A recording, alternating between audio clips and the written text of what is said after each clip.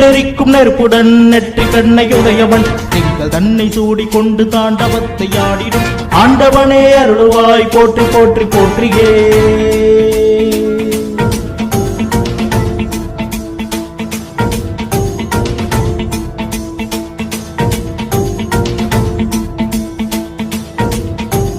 மண்ணுலகின் உயிர்களை வாட்டி அருள் புரிபவன் மலையரசன் மகளினை மனம் புரிந்த ஈசனே கடைகன் பார்வை வீசியே கவலைகளை நீக்குவாய் ஆடையாய் திசைகளையும் மனிதவா போற்றியே.